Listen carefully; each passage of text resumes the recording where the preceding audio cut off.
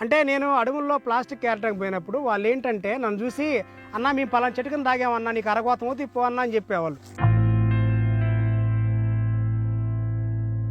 నా పేరు కొమ్మెర అంకారావు అండి. అందరూ జాజి అనే పేరుతో బాగా తెలుసు. నేను ఈ యొక్క అడవి ప్రాంతంలో ఉన్న ప్లాస్టిక్ చెత్త చెదారం, బీరు బాటిల్ ఇవన్నీ కూడా ఈ అడవి నుంచి పూర్తిగా బయటకు దిగొచ్చి అక్కడ డిస్పోజ్ చేస్తూ ఉంటాను. నల్లమల అడవి నుంచి వేల కిలోల వ్యర్థాలను తొలగిస్తూ అడవిలో మొక్కలను పెంచుతూ జీవితాన్ని అడవికి ప్రకృతికే ధారపోశారు జాజి. అంతేకాదు తన పొలంలో పంట వేసి కేవలం పక్షుల కోసమే వదిలేస్తారీయన. ఇక్కడ అడవుల్లో ఏంటంటేనండి ఎన్నో రకాల అరుదైన చెట్లు ఉంటాయి, అలాగే ఈ పక్షులు జంతువులు ఉంటాయి. ఈ ప్లాస్టిక్ అనేది ఏంటంటే ఇప్పుడు అడవి పంది ఉంటుంది, నైట్ ఆ ప్లాస్టిక్ని కొరికిద్ది అనమాట. కొరికి తినటం. ఇప్పుడు మనం చూస్తున్నాం బజార్లో ఆవులు తింటే కడుపులో ప్లాస్టిక్ ఉందని చెప్పి, ఈ జంతువుల్లో కూడా సేమ్ అట్లాగే కడుపులోకి వెళ్తే అవి చనిపోతాయి. మరి ఒక జంతువు చనిపోయినా, ఒక అడవి పక్షి చనిపోయినా కూడా ఒక సంవత్సరంలో ఎన్నో రకాల మొక్కలని కొత్తగా మళ్ళీ మొలవు. ఎందువల్లంటే ఈ మల విసర్జన ద్వారా అడవి పండ్ల ద్వారా తునికి పండ్లని, ఇలా పక్షుల ద్వారా నేరేడు మొక్కలని మొలుస్తూ ఉంటాయి. ప్లాస్టిక్ దిగిపోవడం వల్ల ప్రాణులకి హాని అయితే ఉంటుంది, అవి అంతరించిపోవడానికి కారణం అవుతాయి. మొదట్లో విత్తనాలు జల్లడం కోసం మాత్రమే అడవికి వెళ్లేవారు జాజి. అప్పట్లో చెత్త ఏరే కార్యక్రమం లేదు. తరువాత చెత్త వల్ల అడవికి జరుగుతున్న నష్టం చూసి అడవిని శుభ్రం చేసే కార్యక్రమం ప్రారంభించారాయన. ఆయన స్కూటర్ డిక్కీలో ఎప్పుడూ ఒక సంచి ఉంటుంది. ఇప్పటి వరకు 1000 కిలోల వ్యర్థాలను సేకరించారు. అంటే నేను అడవుల్లో ప్లాస్టిక్ ఏరడానికి పోయినప్పుడు వాళ్ళు ఏంటంటే నన్ను చూసి, "అన్నా మేము పలానా చెట్టు కింద తాగామన్నా, నీకు అరగోతం అవుతుంది పో అన్నా" అని చెప్పేవాళ్ళు.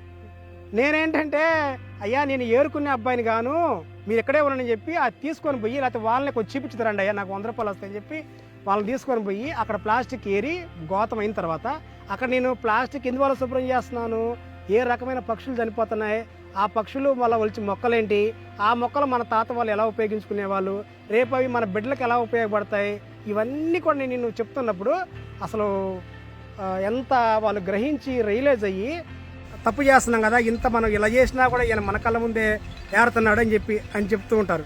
అప్పుడు నేను ఏరి తీసుకెళ్ళిపోతున్నప్పుడు వాళ్ళకి కొంచెం గ్రహిస్తారనమాట. గ్రహించి నాతో ఎవ్వరు గొడవ పడింది అయితే లేదు, నన్ను ఇంకా "అన్న నువ్వు చాలా మంచి పని చేస్తున్నావు, నీలాగా మేము చేయలేకపోతున్నందుకు సారీ, కాకుండా ఇక్కడి నుంచి అయితే మేము వెయ్యం" అన్నోళ్ళే ఉన్నారు తప్ప, "నువ్వు ఉత్తముడువా అంటే నువ్వు మంచివాడివి అయితే మేము చెడ్డోళ్ళమా" అనే వాళ్ళు పాపం ఎక్కడ కూడా తగల్లా. మనం పని చేయాలి, వాళ్ళు చూడాలి, వాళ్ళు మారాలి. మారారు, మారుతున్నారు, ఇంకా మారుతారు కూడా. 40 ఏళ్ల వయసున్న జాజి తాను 10వ తరగతి తరువాత నుంచి అడవిలో పనిచేస్తున్నట్లు చెప్పారు. మొదట్లో వేసవి సెలవుల సమయంలో అడవుల్లో విత్తనాలు జల్లేవారు. తరువాత చెత్త ఏరటం, మొక్కలు నాటడం మొదలుపెట్టారు. చిన్నప్పుడు పుస్తకాలు, పేపర్లలో పర్యావరణ ప్రేమికుల గురించి చదివి తన తండ్రి చెప్పే కథలు విని తనకు ఈ ఆసక్తి కలిగిందని జాజి అంటారు. అడవిలో తాను నాటిన మొక్కలకు ఏడాది మొత్తం నీరు పోస్తారు. అరుదైన మొక్కలను పెంచుతారు, కాపాడుతారు. కోతులు, ఇతర జంతువులకు ఆహారం కోసం పండ్ల మొక్కలను పెంచుతారు. మా చిన్నపిల్లలప్పుడు ఎందుకంటే ఏమి వచ్చినా అడవికే వెళ్ళేవాళ్ళం. కొంచెం ఆకలైనా అడవిలోకి వెళ్తే కాయలు ఉంటాయి కదా, ఆ రోజు బజార్లో బండ్లు పెట్టి కాయలు అమ్మేవాళ్ళు గారు ఇవాళ ఉన్నట్టుగా. ఇక అడవికి వస్తే ఏంటంటే అడవిలో ఈ తునిక్కాయలని, బల్జకాయలని, అలాగే ఈ రకాల కాయలు, సపోట కాయలని, నేరేడు కాయలని ఇవన్నీ ఉండేవి. అవి తినేవాళ్ళం. పగలంతా కాయలు తిని కుంటలో నీళ్ళలాగా ఇంటికి వెళ్ళేవాళ్ళం. నిన్న అడవికి వెళ్ళి కాయలు భలే తిన్నాంరా అని పిల్లలతో మేము చెప్పుకునేవాళ్ళం. రాను ఏమైందంటే అడవిలో కాయలు అసలు ఎక్కడ కనపట్ల, అంటే మంచి చెట్లు అనేవి అంతరించిపోయినాయి. కాబట్టి ఈ అంతరించిపోవడం వల్ల ఏమైంది, అడవుల్లో ఉండే కోతులు ఉండేవి ఊళ్ళో. ఒకప్పుడు కోతి కనపడేది కాదనమాట. ఈ అడవుల్లో ఉండే కోతులు ఇవన్నీ కూడా ఊళ్ళోకి రావటం మొదలుపెట్టింది.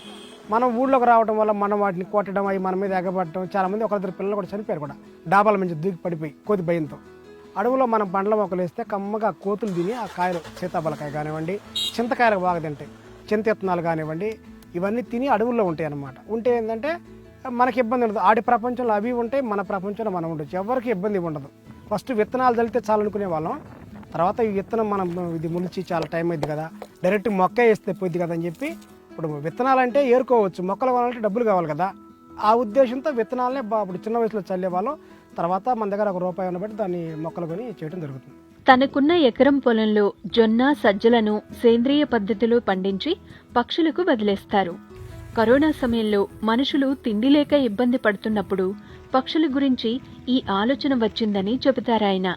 1 ఎకరం పొలంలో సజ్జ, జొన్న 2 కలిపేస్తున్నానండి. అంటే ఒక పక్షి, చిన్న పక్షులు ఏంటంటే సజ్జలు బాగా తింటాయి, పెద్ద పక్షులు అంటే జొన్నలు బాగా తింటాయి. ఏటికి వాటికి అనమాట వాటి ఇష్టం వచ్చేది తినే విధంగా నేను ఆ పంట వేసి పూర్తిగా వదిలేస్తా. ఈ పంట కూడా పూర్తిగా సేంద్రియ వ్యవసాయం పద్ధతే.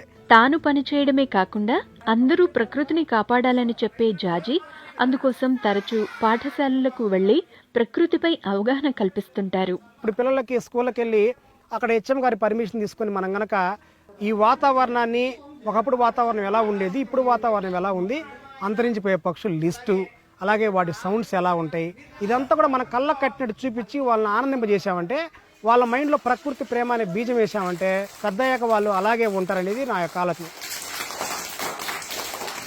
తన జీవితంలో ఎక్కువ భాగం ఈ అడవులపై పనిచేయడానికే జాజీ కేటాయించారు.